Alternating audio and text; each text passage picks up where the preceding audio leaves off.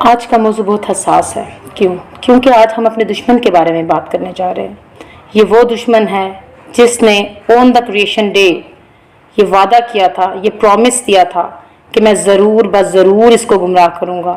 اس کی زندگی کا مقصد ہی انسانوں کو گمراہ کرنا، بدراہ کرنا، اور الٹیمیٹ گول اس کا دوزخ کی طرف لے کر جانا ہے، تباہی کی طرف، بربادی کی طرف، آگ کی طرف۔ کیونکہ وہ ہمارا کھلا دشمن ہے۔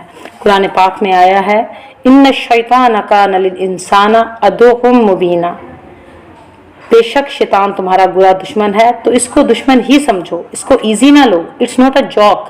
شیطان کی وارننگ ہے، وہ فارغ نہیں بیٹھا، ہی از آن ڈیوٹی۔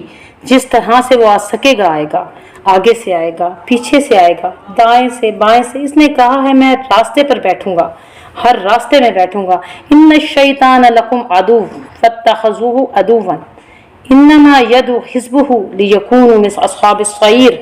قرآن پاک میں صاف واضح الفاظ میں سورۃ فاتحہ میں بیان کر دیا اللہ تعالیٰ نے، بے شک وہ اپنے ساتھی کو بلا رہا ہے، اپنے حزب کو، اپنے گروپ کو آگ کی طرف۔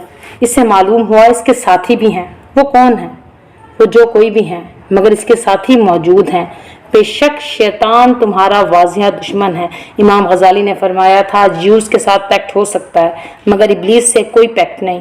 He has only one mission to destroy all of us۔ سورۃ الانعام میں بتا دیا گیا، وَكَذَلِكَ جَعَلْنَا لِكُلِّ نَبِيٍّ عَدُوًّا۔ ہر نبی کے لیے اس کے دشمن تھے، کون؟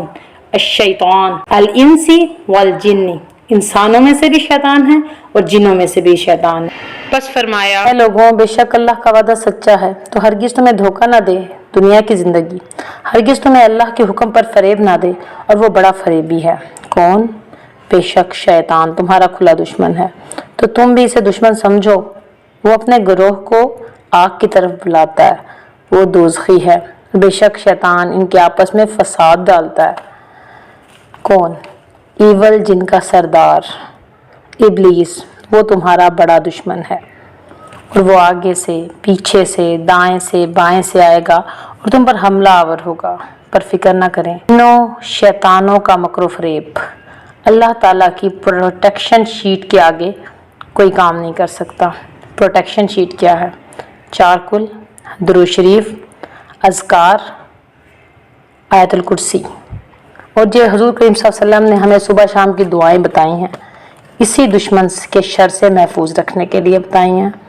اور جنات، جن کا سب سے بڑا ایول جن ابلیس، جو اپنی عبادت کی وجہ سے اتنا مقبول ہو گیا کہ وہ فرشتوں میں رہنے لگا، لیکن رہا وہ اپنی اصلیت پر، اور اس نے وعدہ کیا تھا کہ میں ان کی رگوں میں اتر جاؤں گا، ان میں وسوسے ڈالوں گا اور ان کو برباد کر دوں گا، جو کہ اپنے وعدے کو پورا کرنے کے لیے دن رات کوشاں ہیں۔